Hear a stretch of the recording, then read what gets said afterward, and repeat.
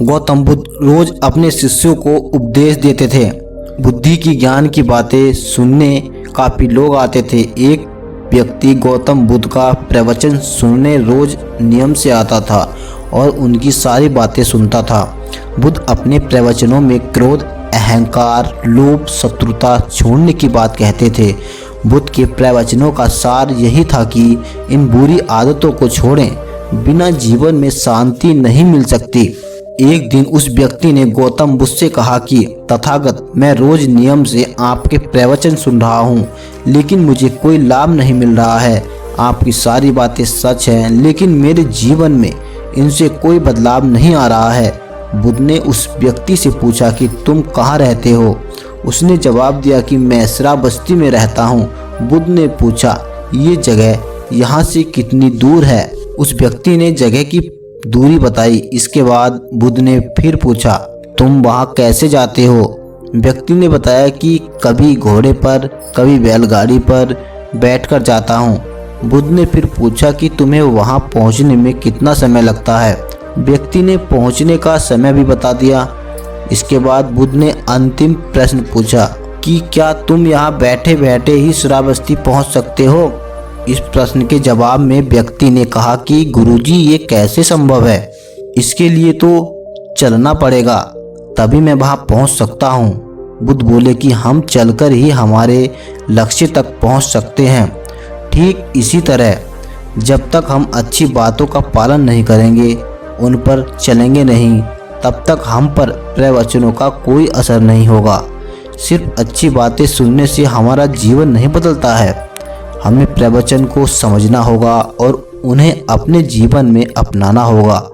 व्यक्ति को बुद्ध की बातें समझ में आ गई और उस दिन के बाद उसने भी बुद्ध के बताए मार्ग पर चलना शुरू कर दिया। बुद्ध के प्रवचनों से व्यक्ति की सोच बदल गई और उसका मन भी शांत हो गया। इस छोटी सी कथा की सीख यह है कि अगर हम मन शांत करना चाहते हैं तो हमें क्रोध, लोभ, मोह, अहंकार तुरंत छोड़ देना चाहिए। इन बुराइयों की वजह से हमारा मन अशांत रहता है, शांति नहीं मिलती है।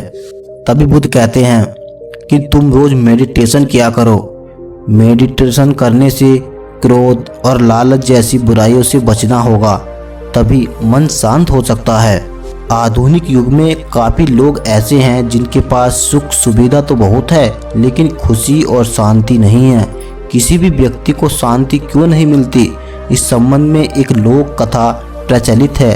प्रचलित कथा के अनुसार एक धनी सेठ के पास धन संपत्ति और सुख सुविधा की कोई कमी नहीं थी।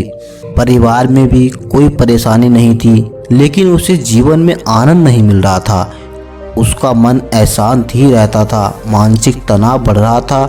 ऐसी स्थिति में निकलने का उसके पास कोई उपाय नहीं था। तभी एक दिन उसके नगर में एक प्रसिद्ध संत पहुँचे। संत के पास नगर के लोग प्रवचन सुन रहे थे। सेठ को भी संत के बारे में मालूम हुआ तो वह भी उनके आश्रम पहुँच गया। धनी सेठ ने संत को अपनी परेशानी बताई। संत ने सेठ की सारी बातें ध्यान से सुनी। सेठ की बातें खत्म होने के बाद संत ने कहा कि मेरे पास एक उपाय है, यहाँ बैठो और आंखें बंद करके मेडिटेशन करो। सेठ ने आंखें बंद की और ध्यान लगाने की कोशिश करने लगा। जैसे ही उसने अपनी आंखें बंद की, उसके दिमाग में व्यापार के लेन देन और अपने शत्रुओं की बातें घूमने लगी। बहुत कोशिश के बाद भी वह ध्यान लगाने में कामयाब नहीं हो पाया। उसने आंखें खोली और संत को पूरी बात बताई। विद्वान संत ने कहा कि कोई बात नहीं, आप मेरे साथ बाहर बाग में चलो। सेठ और संत दोनों बाग में पहुंच गए। तभी सेठ ने एक गुलाब तोड़ने के लिए हाथ आगे बढ़ाया तो उसे कांटा चुभ गया। संत उसे लेकर तुरंत आश्रम में पहुंचे और हाथ में लेप लगा दिया। संत सेठ से बोले कि एक छोटे से कांटे से हमें इतना दर्द होता है। तुम्हारे मन में क्रोध, लालच, शत्रुता, घमंड जैसे बड़े बड़े कांटे चुभे हुए हैं। इनके रहते तुम्हें शांति कैसे मिल सकती है? तुम्हें सबसे पहले इन सारी बुरी आदतों को छोड़ना चाहिए। सेठ को संत की बातें समझ आ गई। उसने अपना व्यापार घर वालों के हवाले कर दिया और वह संत का शिष्य बन गया। इसके बाद से उसका मन शांत हो गया। इसी पर संत ने कहा कि मैं तुम्हें एक बात और बताता हूँ। अधिकतर लोग सुबह शाम पूजा करते हैं लेकिन उनका मन शांत नहीं होता है। इस संबंध में एक कथा प्रचलित है जिसमें बताया गया है कि किन कारणों से किसी व्यक्ति का मन शांत नहीं होता है। प्रचलित कथा के अनुसार पुराने समय में एक महिला सुबह शाम पूजा करती थी, साधु संतों का सम्मान करती थी, लेकिन उसे मन की शांति नहीं मिल रही थी। एक दिन उसके गांव में प्रसिद्ध संत पहुंचे। संत गांव वालों के लोगों को प्रवचन देते थे, जीवन यापन के लिए घर घर जाकर भिक्षा मांगते थे। संत उस महिला के घर भिक्षा मांगने पहुंचे। महिला ने संत को खाना देते हुए कहा कि महाराज, जीवन में सच्चा सुख और आनंद कैसे मिलता है?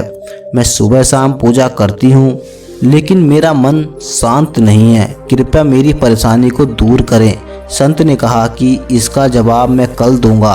अगले दिन संत महिला के घर फिर आने वाले थे। इस वजह से महिला ने संत के सत्कार के लिए खीर बनाई। वह संत से सुख और आनंद का ज्ञान चाहती थी। संत महिला के घर पहुंचे। उन्होंने भिक्षा के लिए महिला को आवाज़ लगाई। महिला खीर लेकर बाहर आई। संत ने खीर लेने के लिए अपना कमंडल आगे बढ़ा दिया।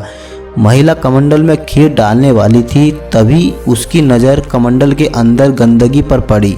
उसने बोला, महाराज, आपका कमंडल तो गंदा है, इसमें कचरा पड़ा हुआ है। संत ने कहा कि हाँ, ये गंदा तो है, लेकिन आप खीर इसी में डाल दो। महिला ने कहा कि नहीं महाराज, ऐसे तो खीर खराब हो जाएगी, आप कमंडल दे दें, मैं इसे धोकर साफ कर देती हूँ। संत ने पूछा कि मतलब जब कमंडल साफ होगा तभी आप इसमें खीर देंगी? महिला ने जवाब दिया कि जी महाराज, इसे साफ करने के बाद ही मैं इसमें खीर दूंगी।